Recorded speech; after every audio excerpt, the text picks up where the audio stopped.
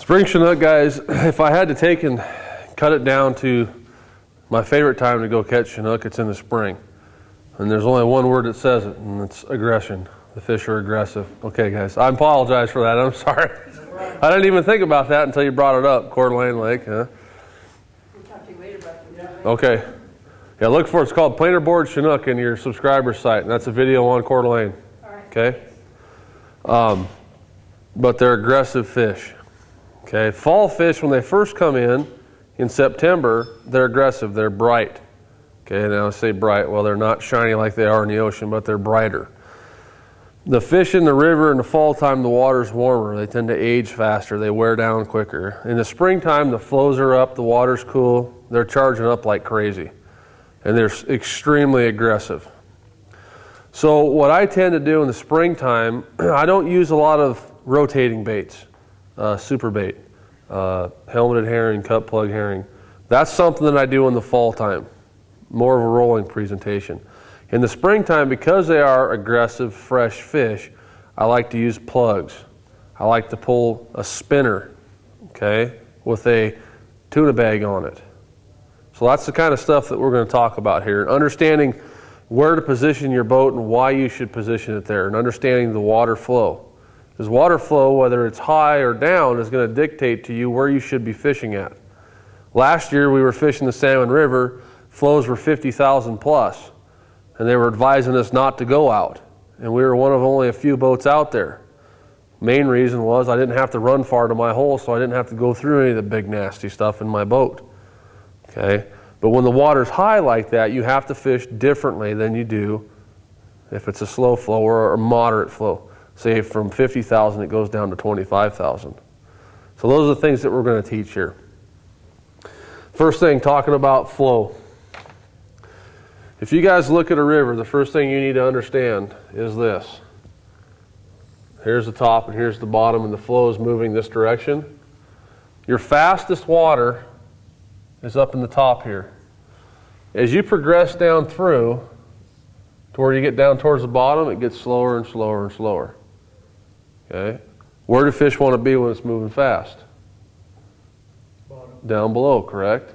Because it's easier for them. They're not expending the energy. We always talk about energy conservation. They can move faster through here without all the resistance on them. The other thing it does, if you look at an aerial shot of this, if you had an area here, this is one of the spots we fish, there's a rock ledge that comes out like this, and we were flowing at 50,000, this is all gone. This is usually exposed, and it's just basically flowing down through there. Well, what's happening is you're getting this. Okay? What's happening here is it's creating an eddy. An eddy is a current break caused by an object, be it a rock, be it a point, whatever. In fast water, they'll go down or they'll flare to the shorelines. Drives me crazy in the springtime when I'm steelhead fishing way up high, and these guys come out fly fishing, and they're standing, this is the shore, they're standing right here, and they're casting out towards the center. Hey buddy, why don't you just wade out to the center and cast back to the shore? You're standing where they want to go, because everything's flowing faster, right, in the springtime. Now, if you go down to, Ringgold or White Bluff or any of those, you'll see me out towards the center. If it's not flowing hard, 17 feet down. I'm fishing in this column right here. Okay? Because there's not a lot of water moving. They're up higher. They're cruising now. So typically in the springtime, what I find is this. They drive over towards the shoreline. What I want to do, and all you're trying to do with these guys, be it on the clear water or on the salmon, is you set your boat up in a spot. You anchor up. You put your plugs back. You're trying to catch this seam, because that's where they want to be. And all you're doing is sitting and intercepting fish. Yes, sir? Water's going down. Yeah, this way. Sorry. Water's going that way. Okay? All you're doing is sitting there intercepting fish. They're just coming to you. You're putting yourself in a position where they're going to be coming up here because the water's high. They're going to be off this break. What you have to understand is that all of a sudden they'll come through, then you sit there. And 2 hours later, And then you sit there, okay? But you have to put yourself in a position. So when the water's high, when you're seeing that, those high, clear water counts, always watch your flows in the spring. You have to. If you go down there's sometimes you go down to the Salmon River and you're not getting on it. I mean, it went up to like 90,000. I mean, you're talking trees and waves as high as the ceiling in some places. This is a scary deal. You ain't catching nothing, okay? 50,000 is about your cutoff on the salmon. Now, the clear water will do the same thing and blow up. 38,000, somewhere in that neighborhood, then it starts getting a little bit risky. Okay? 3 guys died down there last year, real close together. And we're going to talk about how not to die. It's a simple thing, but I'm going to tell you about how not to die, okay? But understand when it's flowing fast like that, the fish are going to be over. Now, if you go down there and you had the head of a riffle, and I always look for guys' natural funnels. I call them funnels. When you're steelhead fishing or salmon fishing, and you've got a moderate flow. What a funnel is 90% of the fish, 10% of the area. You hear me preach it all the time. Do the same thing on the river, okay? So it's this.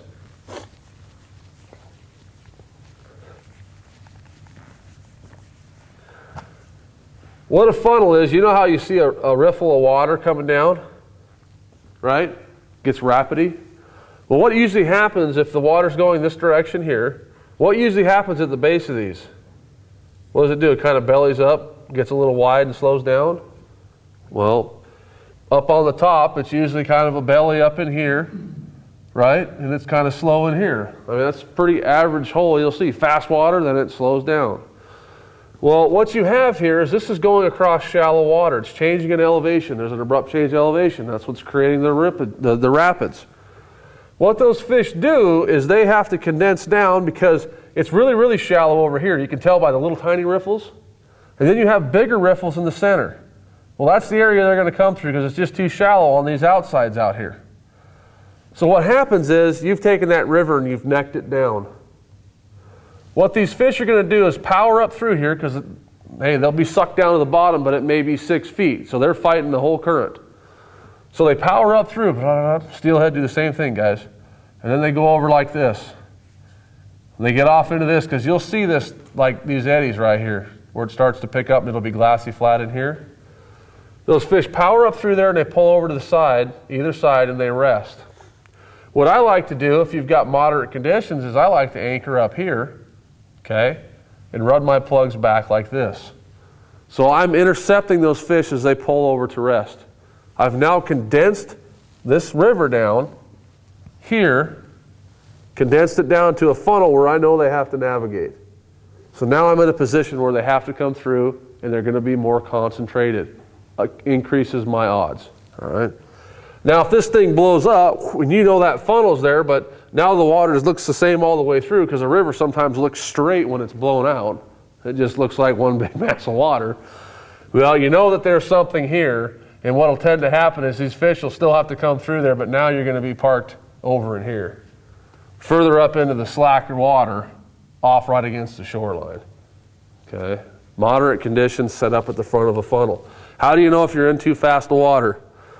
If you send your quick fish out, and it goes down and starts looping, and you tune it all up, which we'll talk about. You tune it up, and you send it down and it just starts looping.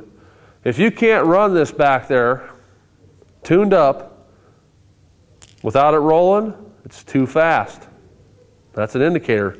This plug is not running right, it's too fast. You got to move yourself, reposition. That's a great water indicator right there. So, natural funnels.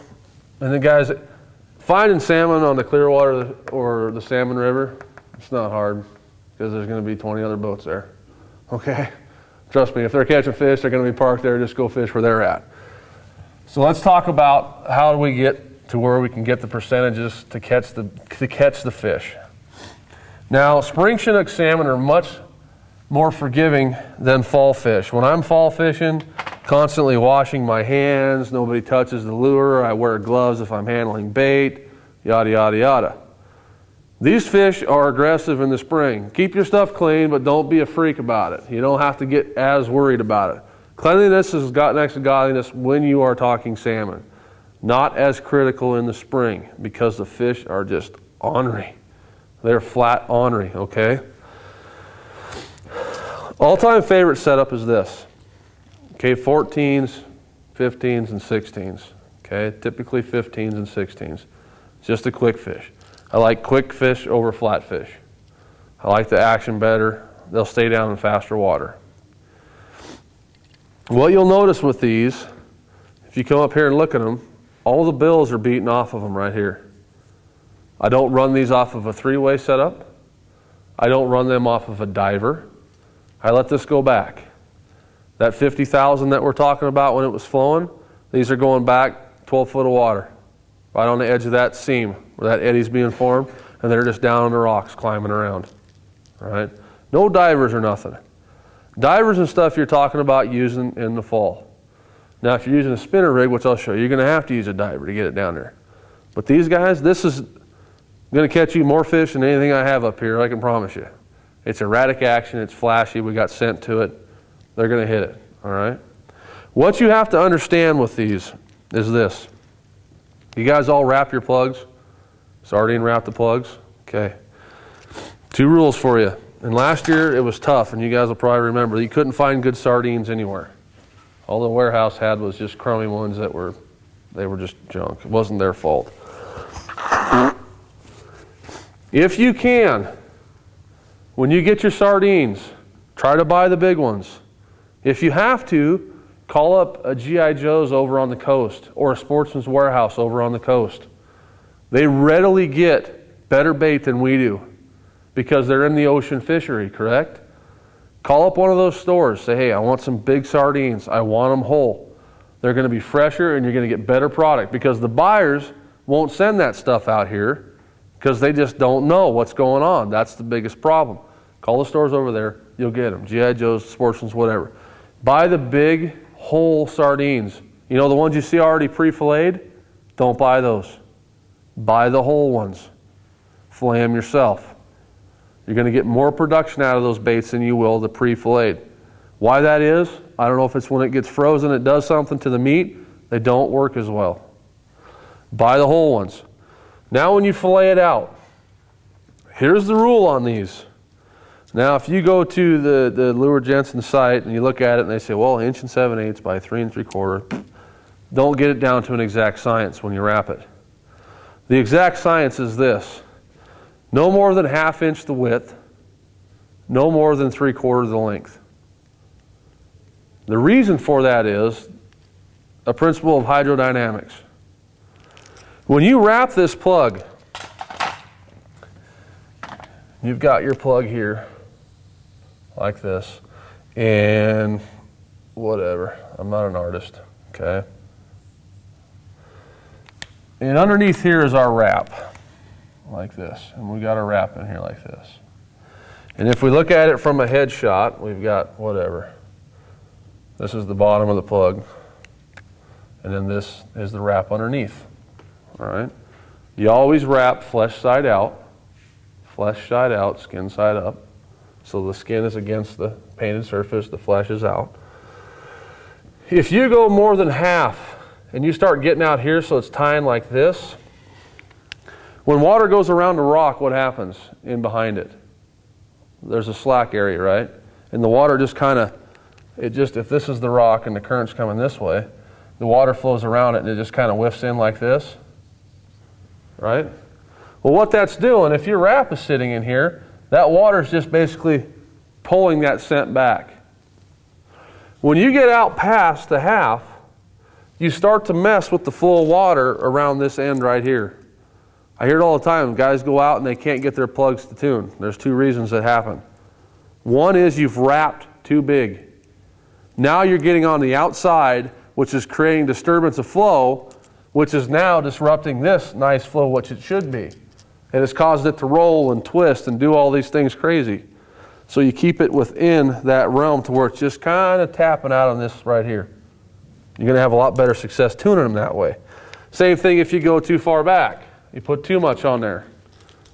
Gets the disturbance of flow out here, starts kicking the tail out, starts rolling the plug up. The other thing that can happen when you tune these things, and I'm a freak when it comes to tuning stuff.